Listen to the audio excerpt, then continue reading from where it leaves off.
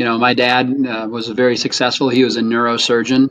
And of course, you can't be just an okay neurosurgeon. You better be really good at it because you're, dealing with people's lives and operating on their brain and backs and things like that. And he always told me, he said, it doesn't matter what you do whatever you want to do, but make sure you can sign your name on it. If you want to mow grass or if you want to take the trash out or whatever, he said, do it to the best of your ability and make sure you're proud of what you do. And, that's something that's stuck with me my whole life. It doesn't matter what you do, but just do it to your best of your ability and be proud of the product that you produce.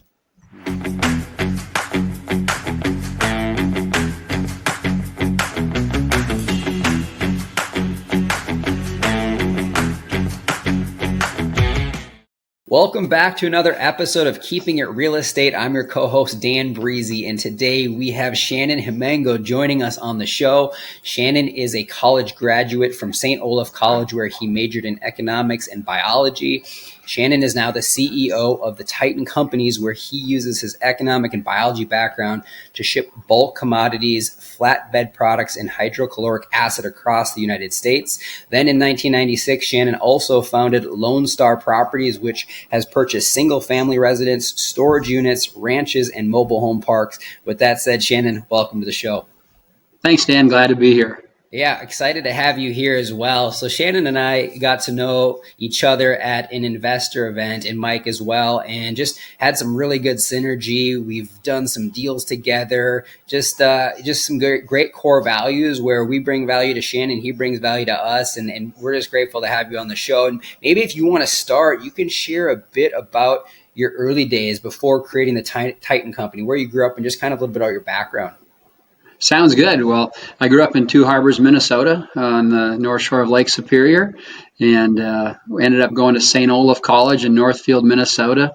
My dad was a doctor. My mom worked in multiple jobs, had no real estate background, but went to St. Olaf and had a great 4 years there. Played college baseball, a little bit of college hockey, and then got hired by Cargill. And Cargill is a great company, the largest privately held company at the time in the world. And they taught me how to trade commodities and trade freight. And by good fortune, they landed me in Amarillo, Texas, and I made Texas my home from that point forward. Gosh, that's awesome. So was it your goal to be trading commodities and stuff, or did that just kind of happen where you were looking for a job and Cargill hired you? Yeah, I was looking for a job and interviewed with a number of companies and ended up getting offered a job by Cargill. And I knew they were a great company. They promised me really cool things that I'd see the world. They said that they had a Geneva, Switzerland office and a Rio office. And I said, this sounds great. My bag's packed. I'll go wherever you send me. And they sent me to East Dubuque, Illinois. So that probably wasn't on the brochure, but that's where I ended up. How long did you work for Cargill then? Yeah, so I worked for Cargill for a little over 3 years, and they landed me in Texas. And when I got to Texas, just loved it here. And they told me, hey, congrats, you're going to get moved back to either Kansas City, which is a regional office, or to Minneapolis, which was what I told them I wanted in my career path. And when they told me that, my heart just kind of sank, and I was like, gosh, I want to stay in Texas. So I had met a lot of nice people. I ended up taking a job with a regional company called Anderson Grain Corporation, and moved to a little town called Levelland, Texas, and that was in the early 90s. Wow. Okay. So, fast forward now, you are the founder of Titan Companies. You are a very successful business owner. Between then of getting going and where you are now, if you look back, what would you say were the main factors contributing to your success? Because not everyone has the level of success you've created. What would be some things that you think are maybe some of your strengths that you would share with some of our listeners? Okay, well, I appreciate that question, Dan. And it's hard to think about myself and think about strengths, but I'll tell you a few of the things that I think maybe would come to mind. So I think one of the main things that has allowed the companies that I'm involved with to have success is I think we have a very good compass as far as right and wrong. We have very good values, and we basically just try to do the right thing and repeat it. We build really good relationships with our customers, and what we've done is we've built some really good teams of people that work with me. I don't believe anybody works for me. I believe people work with me, and we have really good culture that's been created. It's taken us a long time, 30 years to create the culture that we have, and we just build basically processes that we can repeat. Very good financial and accounting platforms where we know where we are at all times with our business. And I think those are some of the things that we've done. And like I said, it's taken a long time to get there. It's been really a work in progress. Yeah, well, I love that. I think it's worth kind of touching on a couple of those things. First of all, how humble you are, trying to figure out what you could talk about that you've been good at. And with the compass between right and wrong and good values, is that something that you came up with and yourself and then brought it to the company, or is that something that your team that you said works with you, not for you, is that something they bring to you? Because I think there's a lot of folks listening that are business owners or looking to be, and the stuff you're talking about is the meat and potatoes, the nuts and bolts of keeping a team together. So how did you build those core values in your company? How did you come to them? I pretty much always knew what my values were. And I'll tell people that I didn't know the vision of the companies. I didn't know where I wanted them to go, but I knew how I wanted us to operate. I knew how I wanted us to behave in the community. I knew how I wanted the employees to interact with each other. I always wanted to be honest and fair. In my prior jobs, I worked for a company like Cargill that was just absolutely the highest level of integrity. And I really, really liked that. And then I also had another employer at one time, and they were on the other end of that spectrum. And I was able to see really how the best of the best operate, and then how people that maybe have a different set of values operate. And I knew largely what I didn't want to be. And I used Cargill as a compass of what I wanted to become. Everybody said that they were white glove, clean, ethical. They do the right thing all the time. So when I started this business, basically I started in my pickup. I was the only employee. I was driving down the road.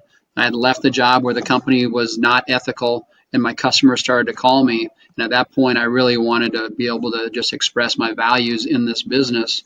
And so as I started to hire people, I hired people that were like minded. And I hired people from all different sectors and walks of life, if you will, but we had common beliefs and common values. And so when I brought them in, it was pretty easy to establish what our core values would be because they were the kind of people that I knew basically outside of work and we had comparable values. So powerful, and it sounds so simple, but I think a lot of times you don't hire those people. How do you know? How do you say, "Yep, I've got the right core values here" to say, "Yeah, this is someone I want on our team. Let's hire this person." Yeah, that's a really good question, and it's hard to know. I generally believe what people tell me, maybe to my fault sometimes. And I think I always see the best in people. And so I've had a lot of people that I've worked with, that have worked for me in my companies over the years that just didn't fit our core values. And it doesn't take long to find someone that doesn't fit in, and they almost self-select, and they end up just, going somewhere else. And it's good for them and good for us both. So I oftentimes will believe people, and then I'll learn more about them or see how they fit in with the team and realize that maybe they weren't a good fit. And that's okay. Everybody's different. That's what makes the world go round. Yeah, I love that too about how you said self-select. You probably weren't 100% right every time, but as the company is built on these core values, you learn more about their true behavior and who they really are, and that helps you know when it's time to part ways. And that's something that one of our mentors recently told us at Granite Towers is get very clear on your core values and make them very clear in the company and talk about them all the time. And as you find folks that maybe don't fit those core values, it'll be an easy discussion as to why you don't fit at our company. So I love that. Pretty much just reaffirmed exactly what our mentor said. And that's good stuff. When you look back, I think a big thing that as we have guests on, I like to ask them if anything stood out from their parents. Most of our guests have done things that are sometimes unique and have built companies or are doing things that are pretty amazing to watch. Anything your parents told you or any core values you remember from them growing up that really stuck with you that you think about on a day-to-day basis? Yeah, that's easy. My dad was very successful. He was a neurosurgeon.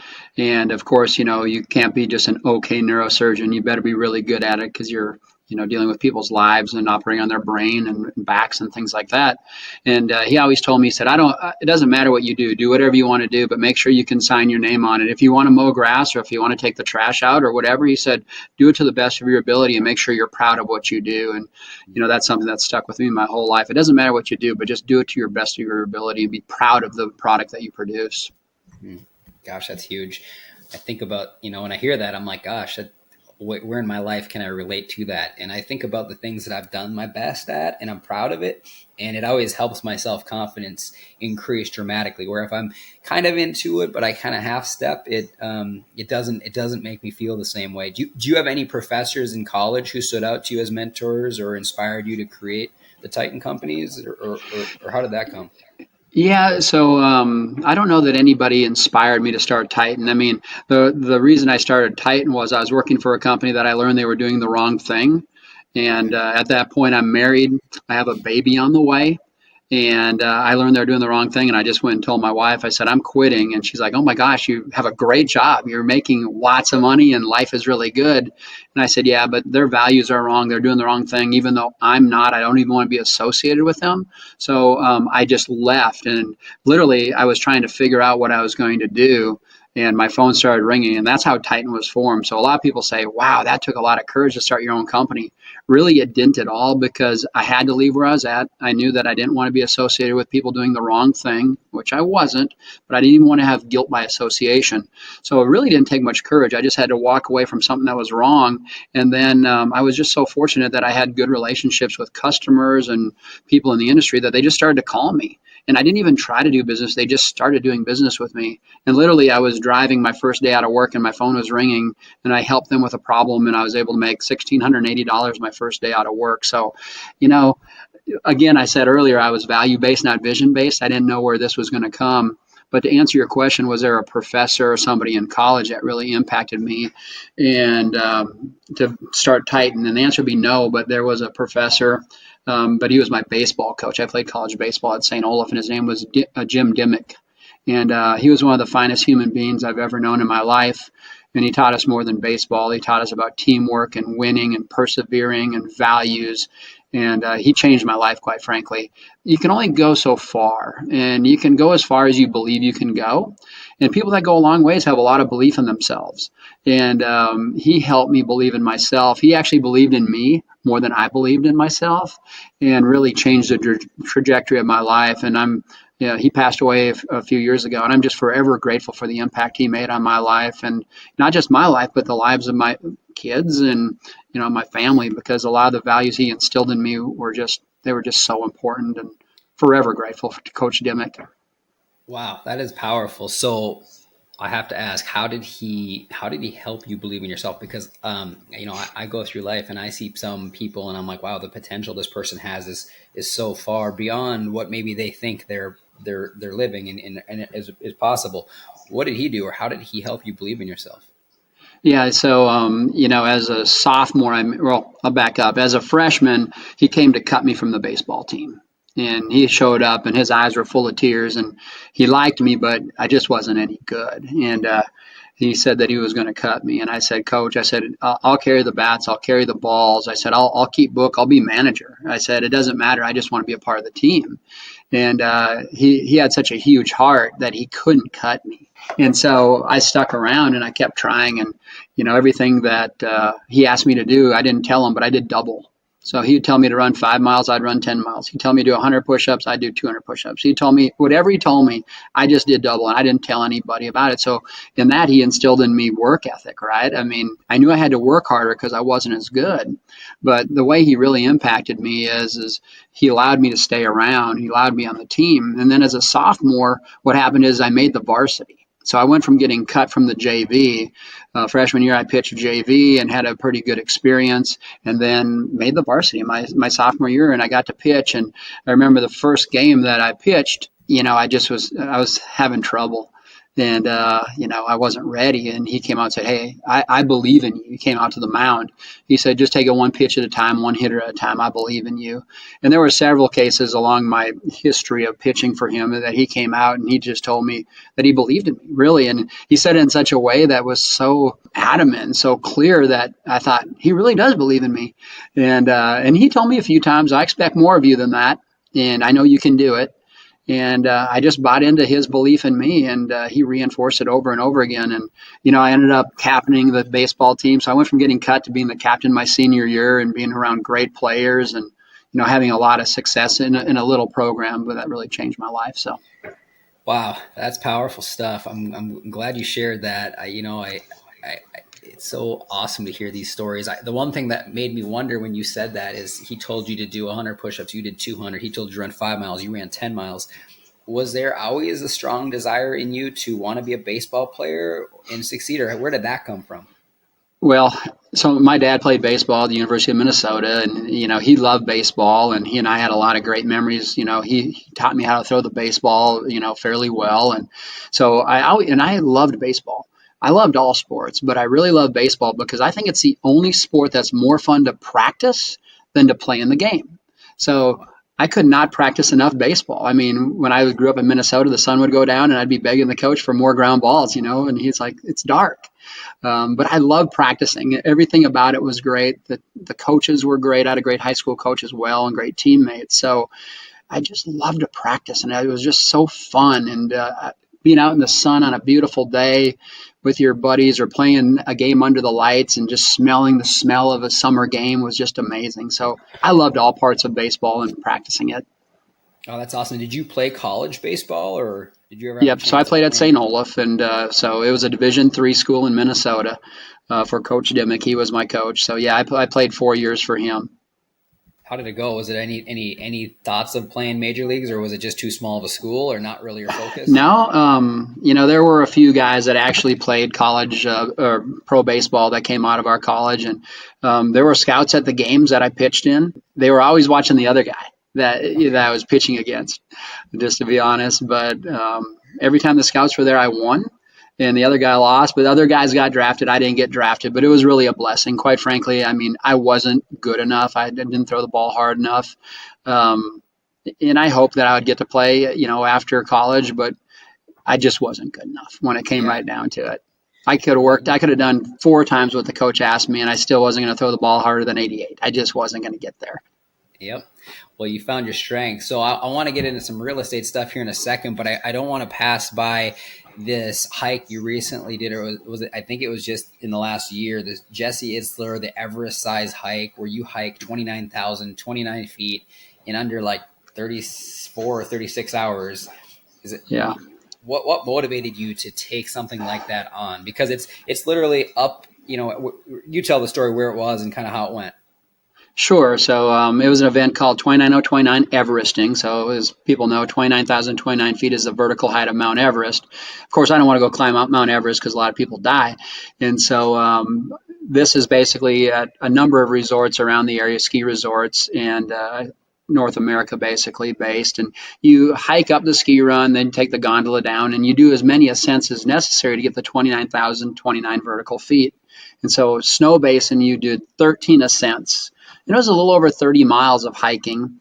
You start at 6 a.m. in the morning on a Friday, and then you have till 6 p.m. Saturday evening to do all the ascents. And so I got this for my family for Christmas. So my wife, my 2 daughters, their one son-in-law, one future son-in-law. I thought, man, we're going to do this together, and I really want my kids to know that my wife and I can still do hard things.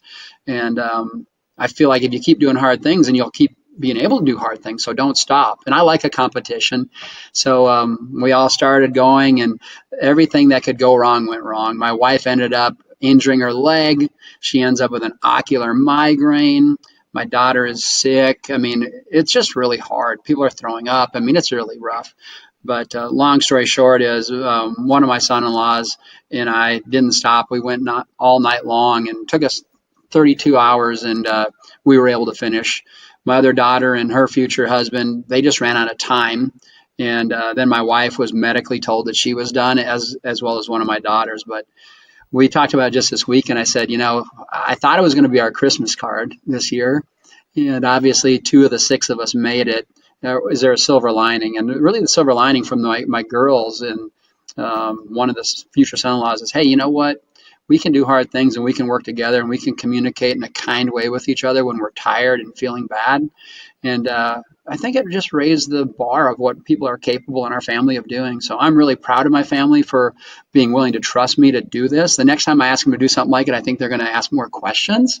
But it was a really cool event that we did. So last year was a year of physical challenges. I did that, and then I did Ironman Arizona in November. So it was a cool year from a challenge perspective. Yeah, wow, that's amazing. I thinking about the idea of doing something like that, the 29029, I was wanting to run a marathon, and my knee, I've got a bad knee from my snowboarding career. And the doctor basically was like, definitely stop. You have arthritis and it's going to get worse quickly if you keep doing that.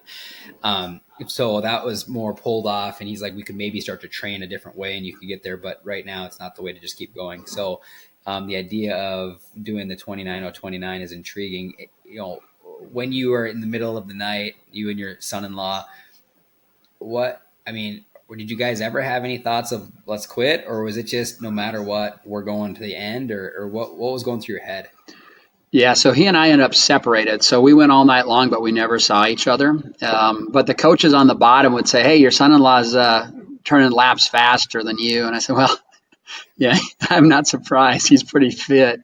But along the way, I had a lot of thoughts about quitting. I was sick. I mean, just sick from altitude and electrolytes and just the food. And so I was contemplating quitting, and I stopped a couple times and thought, how would I feel about myself if I just quit?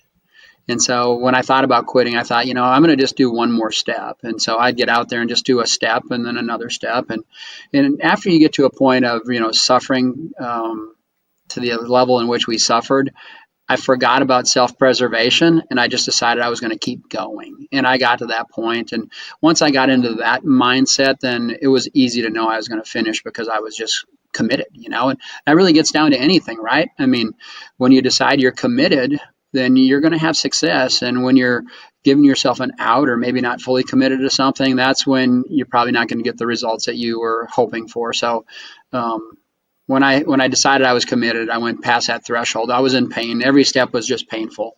And I thought, I'm going to keep going. And so I'm Wow. glad I did. If you decide to do it, Dan, just let me know. I am a glutton for punishment, and we'll get Mike too, and we'll just go do this. So I'll do it with you if you decide to do it. Wow. Yeah. I think it's something that I'm going to need to do, because going uphill Yeah. is easy. It's down that's painful. Down in your gondola down, so it's easy. So the uphill, I mean, no Yeah. problem just going up. It's really comes down to, can you endure the challenges and get your mind right and just not quit. It sounds like obviously the sickness and injury is another huge part, but it would be pretty cool to go with somebody who has already experienced it to kind of give us some cheat codes, or maybe careful but eating this food or drink this amount of water, some of that stuff. Sure. Yeah, I'd love to. It wouldn't be long and you'd leave me behind, but I'd coach you via the cell phone if needed. Nice. So let's move it to business a little bit more. What are some common challenges that you face in the transportation and brokerage business, and how does Titan Companies overcome some of that stuff? Yeah, well, the industry is a really hard industry. A lot of moving parts, a lot of rules and regulations. You're mandated by the federal government on how many hours you can run and how much weight you can haul and things like that. So everybody has those same rules that they need to follow.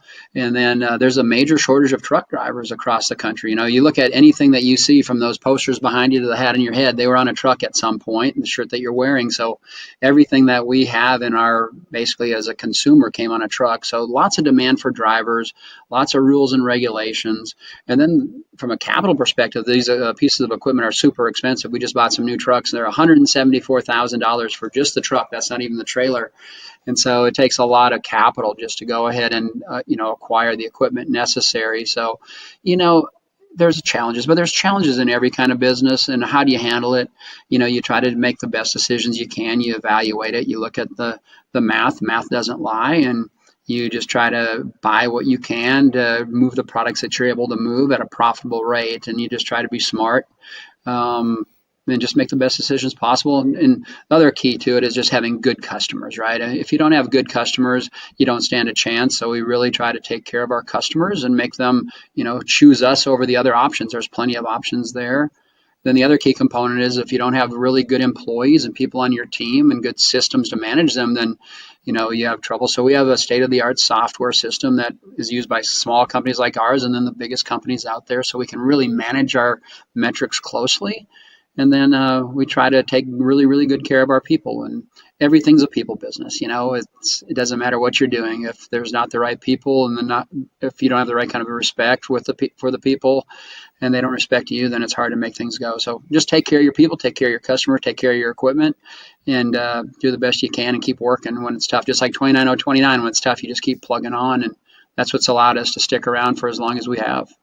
Wow.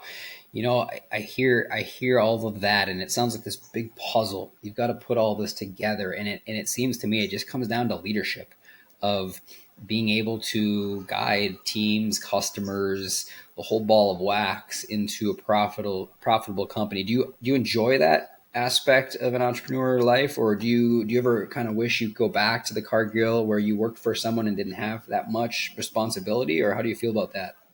Yeah, so I never, ever want to go back and work for somebody else. I like to have the autonomy, and I like to have the ability to make decisions. I like to be creative and change direction. So I really don't ever envision going to work for anybody else.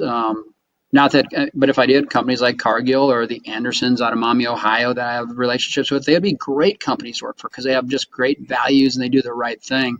But I kind of like doing my own thing, so I think I'll continue on that path. And I think there might have been a second question that I've overlooked in answering. What was that second question you asked, Dan? I'm sorry. Gosh, I think you hit it. Just yeah, Okay. you it is the leadership, I guess, is what part Oh, we were touching on. yeah. It's yeah. There you go. Yeah. So the leadership component, really what I want to do and what I like to do is I believe that a company will go the direction of the people that are running it. So I spend a lot of time, we have a weekly leadership call, and part of it's about business, and the most of it's just about leadership techniques and building relationships, and how we can differentiate ourselves. And I want all my people to just continue to grow and learn and get better every single day, and you can only be as good as the people that you have. So putting a lot of effort into leading people and training people and lifting them up, and kind of like Coach Dimmick did for me, showing them what they're capable of, because I probably see in them a lot more than they may see in themselves someday. So I really spend a lot of time, and it's the joyful part of my job is trying to raise up our people to be the best that they can be in all aspects, not just work, but in their lives as well. Gosh, and the joyful part, you just said it, the joyful part is bringing people up, building them up. And I can Sure. almost say with certainty they love you for it and appreciate it and can feel that. And, I love this. I love doing this podcast because I just got a bullet point right here that we're going to implement immediately is weekly calls on leadership, different ways of being and different values that we will help with leadership and build people up because like you just said, you can only go as far as the people. And Yeah. it hit me right. So I appreciate that data, and I'm sure our listeners will as well. So as you've transitioned a little bit into real estate, and like I said in the beginning here, you're doing some storage units and all that. What inspired you to get into real estate investing in the first place? Yeah, so the story is really simple. I was going to go to college to St. Olaf, and my dad said, I'll be glad to pay for your college if someday when you have a family, you pay for your kids' college. And of course, when you're 17, 18 years old, no girlfriend, you take that deal. You're like, thank you, Dad. I would appreciate that. And so he paid for my college, and I'm very grateful. I mean, it was really a huge inflection point in my life. And I came out of college with no debt. A lot of people come out and they're really behind, and I wasn't. So when my wife was pregnant with our daughter, I recalled the promise that I made to my dad that when we had kids someday, I was going to pay for their college. I mean, that's at the very beginning days of our business. You're just getting going. And I thought, how in the world am I going to keep the promise? And so I saw the Carlton Sheets commercial on TV. It was no money down investing, and it was like 399 bucks. And I thought, I wonder if I could, buy some real estate, and I don't know how my businesses are going to do. It's too early to tell. And maybe I can buy some real estate and be able to pay for my daughter's college and keep and honor the word to my father. So I got this late night deal, and my wife and I sat there and we went through the whole study. It was a big old blue binder, and it was a 3-ring binder. There was no CDs or no internet courses, and I read through it and did the little worksheets every night after work, if you will. And I got out there and I thought, you know what, I'm ready to go buy a property. And I did. I bought 209 Bobby Street in Levelland, Texas. And my whole goal is to find a way to pay that property off. I paid 27 or 28.5. I can't remember, but it was under 30,000 for it. And I was just going to do everything in my power to pay it off and then sell it when my daughter was old enough to go to college and then put her through college. But what happened is after, a few months, I was mowing the grass and I was doing all the work myself. I had a little more money in my checking account. And I thought, what if I bought another one? And then I bought another one. And I just continued to buy property. And I think I got to like 56 single family residences by myself. And I hired my first employee, who's now my partner, and he oversees it still to this day. And I've just continued to acquire, single family residences and storage units and ranch property. And like you said, I started to invest in, I did it the slow way. If I could go back and do it all over again, knowing what I know now, I would have done a lot more mobile home park storage units, multifamily.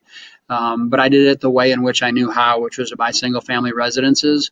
And then I never took any money out of those businesses. A lot of people create them and they pull the money out, and I just reinvested it. Every single time I got enough money, I bought another house, and really been following that philosophy since I started the company, 27 years ago, basically. Wow. So your first purchase, was it a single family home at 2009 Bobby Street? Is that where you said it was? Yep, 209 Bobby. And the whole idea was I was going to sell it and put Morgan through college, but we still have it. We didn't have to sell it. Wow. So you have a very unique ability, it seems like, to delay gratification. So you buy a home, you have equity in it. Instead of taking the equity, you just keep reinvesting it more and more and more. Is that the philosophy? It's the philosophy, and like I said, it's the slow philosophy, but it's the disciplined, deferred, delayed gratification model. I didn't know there were other ways to do it. I mean, I'd collect rent myself, until I got to 56 units, and I would literally go and collect all the rent, and I'd have a wad of money like this. And people didn't give me checks; they just gave me cash, which was crazy. But then I'd go get a cheeseburger for lunch, and I would go to my billfold, and I would take money out of my billfold. I wouldn't even spend the money that I collected from the rent to buy my cheeseburger, because I thought if I had discipline, then it'll grow into something. And I told myself someday, maybe I'll get enough money and I can buy something significant with it. But I still haven't pulled any money out of it. I reinvest every bit of it because I have some goals that I want to achieve. And if I pull money out, I want to achieve those goals. Wow, I love it. So when you're buying a piece of real estate, an investment opportunity, what are some key factors you're looking for? Let's just say single family first of all. What if you bought 56 homes and you still own them all and they're doing well? You clearly have found criteria and have learned some stuff over the years. What would be, like, nowadays, is it hard to buy a single family home? I'm so disconnected. I'm 100% multifamily, as you know. So Sure. what's that like, trying to buy a single family home in this day and age with interest rates like this? Yeah. So I do have criteria. And the criteria is if I wouldn't collect rent there at night, we don't buy it. So you got to make sure you're in a neighborhood where you have the clientele where you can feel safe and your people feel safe collecting rent. So that's one of them. The other criteria is that we try to put as much leverage on the property as possible. And initially, we were putting 100% leverage on the properties. We didn't have to use any equity whatsoever, and we were creating great cash flow and paying them off. Of course, the market has gotten much, much more competitive, and interest rates are quite a bit higher now, so it's becoming much more difficult. But we don't want to put more than 20% equity down because we want to keep dry powder for the next deal. And it just takes too long on these very low cash on cash return deals to get your capital back. But if we can buy something at current interest rates, especially when they're higher, finance it and make any cash flow whatsoever, we do it. And then what we do is we just look for opportunities to refinance, because once you get about 5 years down the road, you can do a refinance and you can start, creating better cash flow. And our whole idea is that we just want to get as many assets under management or ownership as we can, because our market is, we've been appreciating, fairly decently. That property I told you about has gone from 27 or 28.5 to about 150 grand. So, and we put zero money down on that. So, it's pretty easy to figure your return when you put no money down and it's not worth 150,000. So an infinite return there. But that's what we've been doing, is putting as little down as possible, creating positive cash flow, reinvesting all of our profits. And we also keep all the properties very well maintained. So you become a preferred landlord, where if you have nice properties and they're well kept, then people might have some vacancies, but we don't. People wait for our properties, and we just keep them listed and keep them full. So that's a little bit of what we've done over the years. And then, we've just started to get into multifamily much more. We've realized that there's a lot more opportunity there, and we can do it a little differently. So we've started to grow and learn a little bit over the years and started to diversify. That was actually going to be my next question. Is you're in single family and you did some storage, mobile, multifamily. Did that all happen at the same time, or did you do one asset class at a time, or how'd that go? We were kind of opportunistic buyers, from single family to mobile home parks to storage. And we bought in, little towns in West Texas, that you kind of get to know everybody and you know who owns what. So I started planting seeds with people that had mobile home parks and storage units. I said, hey, if you ever want to sell someday, just here's my number. Don't forget to give me a call. And it's kind of crazy when you plant seeds, it might take, a month or it might take 2 years. I had one guy that called me after 2 years and he said, I've been keeping this note in my billfold since the day you gave it to me a couple of years ago. You mentioned that you might want to buy my storage units and I want to sell them. And this is the amount of money I want for them. And he told me it was like 2 point whatever million dollars. And he said, I'm non-negotiable. And I knew what they were worth. And I said, done. And I bought them. So, you plant a lot of seeds and you try to maintain and water them and they'll grow on occasion. So that's how we've done it over time. But, we were in those three asset classes really early on and then just recently got more involved in multifamily as I've started to learn more. And I want to develop a bigger property footprint. And that was the best way to do it. Yeah. So as you transition into multifamily, what maybe you could give a little insight as to how you started to transition into buying larger multifamily, call it 100 to 400 unit apartments. Well, Yeah. how did you make that transition? Well, I got acquainted with some folks that, they're syndicators and they were looking for capital as they were growing and developed a relationship with them. And as they started growing, I think I got involved from an LP perspective 12 or 13 years ago. And of course, this little property business was starting to, create more and more cash flow as we paid down our debts. And so we started to redeploy the capital that we were getting from our single family and storage portfolio and became LPs basically in the multifamily space. And as you start to see the returns that we were getting as investors, we were making 2 to 3.2 times our money and turning pretty quick 4 years. And I realized I could see how it was working. And then I became much more curious and I started to become more educated on what it means to be, a sponsor or a syndicator of deals. And that was how I progressed. So I went from single family more into the LP perspective, and now I'm pursuing general partnership and co-sponsor opportunities. Yeah, so you've been in the multifamily game for a little while. You did 12 to 13 years ago. You did an LP investment, so you've definitely seen a fair cycle of running from the bottom kind of up to the top, and here we are getting this reset again. Any concerns in your mind about where multifamily goes the next 3 to 7 years with what you're seeing? Any trends that are concerning to you, or are you feeling confident about where things go from here?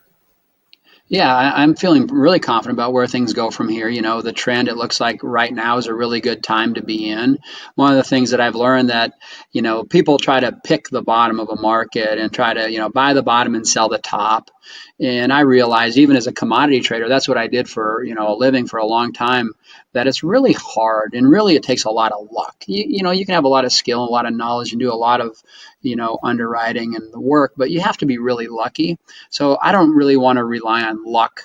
So the way I do it is I like to be continuously investing a certain amount of my capital back into the market, and that really takes out some of the peaks and the valleys along the way.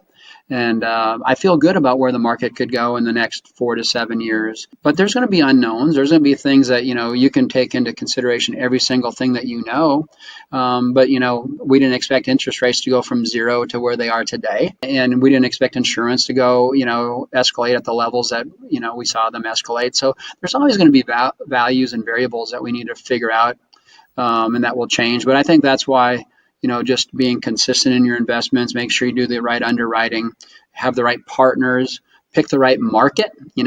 I think that's the stuff that will allow people to be successful, even if there are some variables that come back that are unfavorable. If you're in the right market with the right people, you'll still have good results. Yeah, talking a little bit about markets, how do you pick a market? When you're looking at, let's just call it multifamily specifically, how are you just deciding, yes, I will buy here, and now I'm gonna hold off and focus in a different zone? Yeah. So, this kind of goes back to my original philosophy. So my original philosophy is buy something you drive by every day. And so I would take different ways to and from work and I would be driving. And I mean, literally, I bought most of my single family stuff by just calling up someone that, I found on the tax roll and said, hey, you want to sell your property? And they're like, yeah.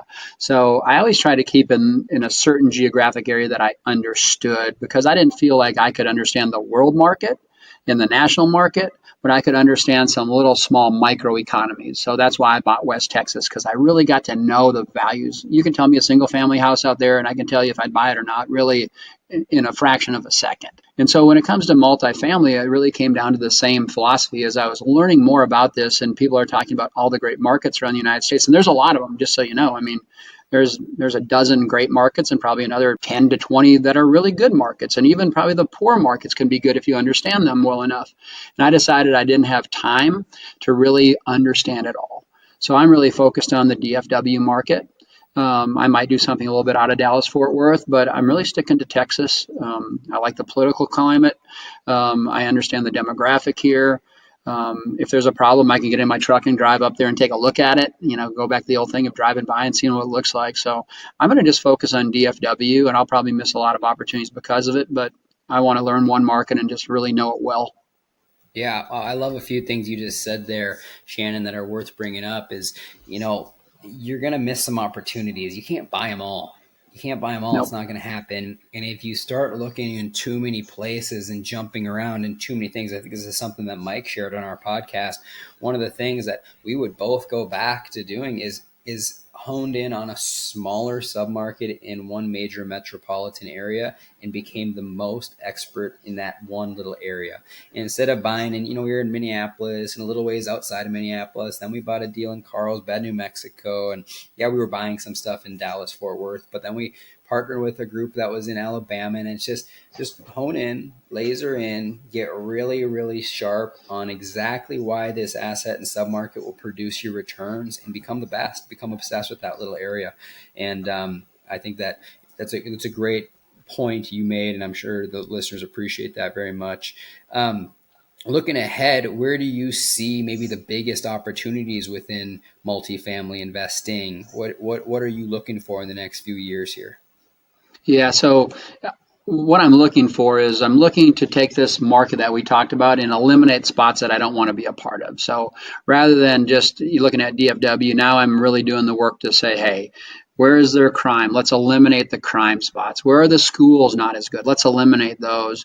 And so that's a project I'm working on right now, and it'll allow me to see what's left on the map, if you will, that are good target areas. And so I'm going to really focus on those little niche areas. I'm going to stay away from the fringes where, the market could go one way or another depending on how the schools are, the crime, what have you. And I'm just going to focus on those little areas and just continue to get more and more refined in my understanding of them, and then be prepared that I want to know all the properties that I'd like to buy before they're on the market. And just to take more of a proactive approach rather than underwriting a deal and then learning about it. I want to just eliminate all the things that I don't want to chase and only know the ones that I want to. And so when they come about, I'm prepared and ready. Yeah, I love it. Any advice you'd have for investors that are looking, to get started with real estate investing or multifamily specifically? Any mistakes or anything you would have done differently? One of the things I would have done differently if I knew then what I know now is I would have been more focused on the multifamily type opportunities. Multifamily storage or mobile home parks, I'd have really been focused on that. I'd have put less effort into single family residences, and I would have focused on that. Then the next thing I would do is I would just spend a lot of time getting educated, go to seminars, go to conferences, talk to people. People are willing to teach other people. You just have to ask. So I would really try to learn about the opportunities. And then I would try to align with people that you have comparable values with, because, it's hard to learn it all and it's hard to know it all. And there's a lot of different roles in multifamily. As far as where you can add value, and I figure out where you could add value, and then align with people that are willing to accept you as a partner. And then the last thing that I would encourage is then to make a small risk. Don't risk everything on one deal. Figure out what you're willing to risk and figure out a way to do it and invest a little bit, and then wait, give it a moment, see how things work, and then look for another opportunity and invest a little bit with, people that you believe in, that believe in you over a period of time to spread your risk is what I would recommend. But the key to anything, Dan, is you have to take action. There you can analyze things until you're just, they say blue in the face. And if you don't take action, first of all, you don't have a chance at any success. And second of all, you end up in just paralysis. You paralyze yourself. So you got to take action and you got to go for it. And you'll learn a whole bunch in doing so. But I'm not talking about taking unwise actions. I'm talking about calculated actions, and think and ask all the right questions. So that'd be the advice I'd give somebody. Had some really good advice, you guys. I hope you heard that. And if you need to go back and listen to that again, go to seminars, go to conferences, get educated, get around other people. I mean, you can reach out to us here at Granite Towers and we can give you some great content or different pointers on ways we were educated or things you can do to get educated. And like Shannon said, take small risks and avoid analysis paralysis. We talk about that all the time. And I'd say Mike and I suffered from that a lot in the beginning, underwriting deals, just going so deep into the numbers. And that doesn't mean you don't get to know your numbers, but at a certain point, you got to take the step. And, we're 75% of the way there and we're both feeling good about something. We will probably take a step and take a small risk. Like Shannon said, I love that too. You don't need to throw all your eggs in one basket and hope this one thing works, but take a small risk and get some data and take that data and then adjust. So I love that answer. I really appreciate that. Before we part ways, I'd love to give our listeners maybe a book recommendation. Do you have anything that's made a positive impact on you that you wouldn't mind recommending to the listeners? I like to read, so I could give probably quite a few recommendations, but I think if you read the book Traction, it talks about what it means to be, a business owner versus an employee. So Traction's a really, really good book, and I think everybody that's in real estate has talked about Robert Kiyosaki's book Rich Dad Poor Dad, and really I read that book a lot of years ago, right when it came out, and it was a book that really changed how I looked at investing and money. And so that was a good book. I'm reading a great book right now. I'm going to grab it. It's right near me, but it's a book right here called Peak by Chip Conley. And super good book. Really talks a lot about relationships and how important relationships are. And like I alluded to earlier, business is just about people, and if you can build relationships with people and build trust, you're going to have a great opportunity. Because it doesn't matter if you're making cars or buying apartments or, sweeping the walk. It's about people and relationships. So I think that'd be another book that I would recommend as well. It's really well written. It's educational as well. Wow. Well, thank you so much, Shannon. And thank you for joining us on the show today. If any of our listeners wanted to get a hold of you, how could they reach out to you? Yeah, they could just go ahead and give me a call on my cell phone. So it's easy enough to call me at 806-891-3036. And I'd be glad to talk to anybody that wants to talk about real estate or anything that is on their mind. Wow, well, we really appreciate that. And thank you so much for tuning in to another episode of Keeping It Real Estate. Please do us a huge favor and leave us a rating and review as it helps us continue to bring on great guests and provide great content. Thank you so much. And we'll see you on the next week's episode of Keeping It Real Estate.